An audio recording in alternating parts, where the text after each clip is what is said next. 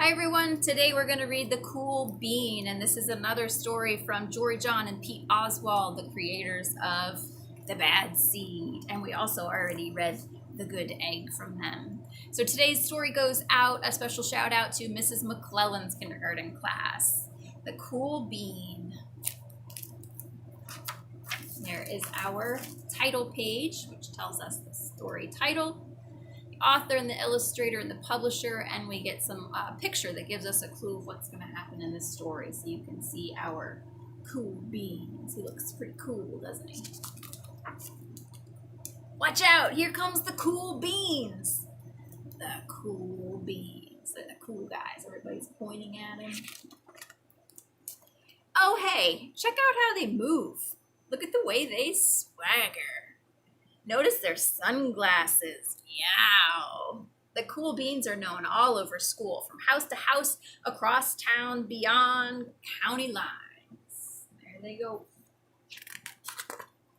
In the olden days, last year, we were all one big pod of beans. We were a mixed bag, but somehow it worked. Yep, those were the good old days. So that's a bean pod right there, and they all grew up, right? Were born and raised in that bean pod, and then when they're ready to eat, then they can come out of the pod. And so we're not going to eat them, though, right? They come out and then go live on their own in this story. And then we stop seeing each other as much. That's just how it is sometimes. You spend less time together, even though you're not totally sure why. You ever have a friend that you used to spend time with all the time, and then all of a sudden you didn't? I watched as the beans I knew so well, the beans from my own pod, became the cool beans. Oh, they were so cool. One of them could play the guitar. Cool. One of them could draw the best superheroes. Cool.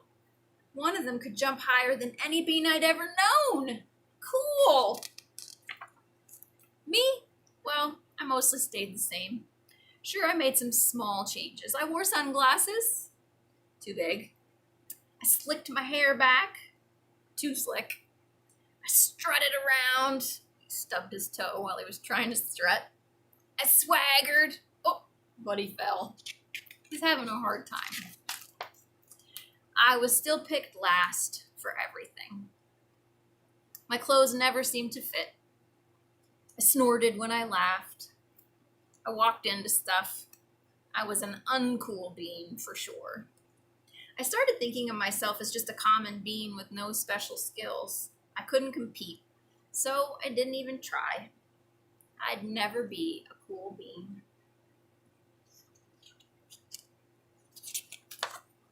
It seemed like there were two types of beans in the world. There were the cool beans and the beans like me. This is called Leguma Beach, like legumes or like beans, and it's like a play on Laguna Beach.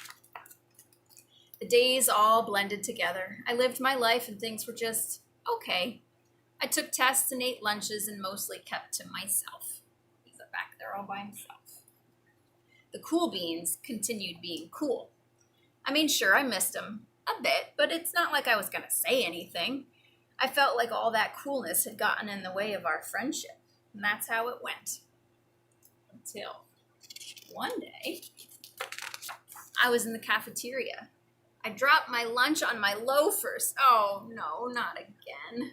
But then something sort of miraculous happened.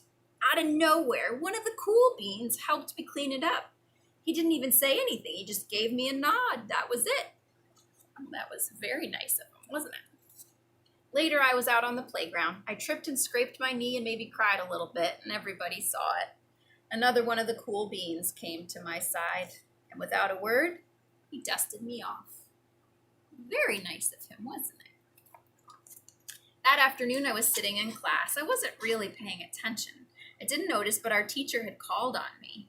Everybody stared. I sat there in silence. Nobody said anything.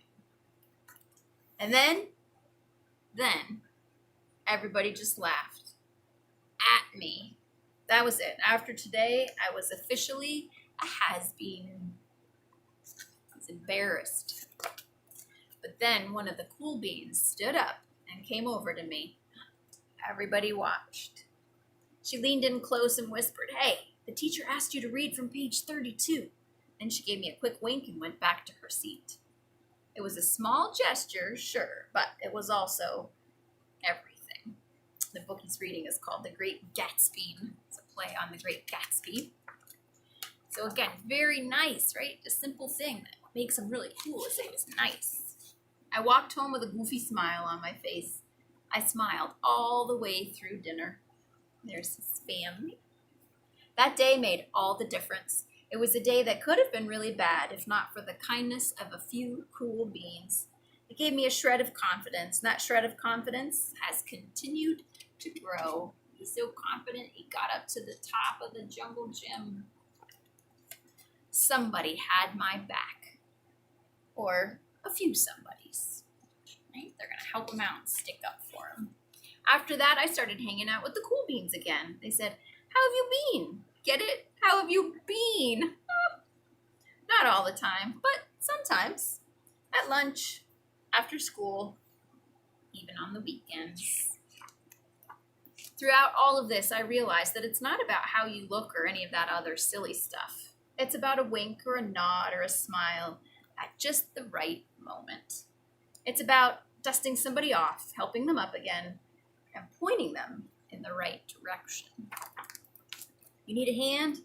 "Yes, please." So then that inspired him to be nice and help somebody who needed help.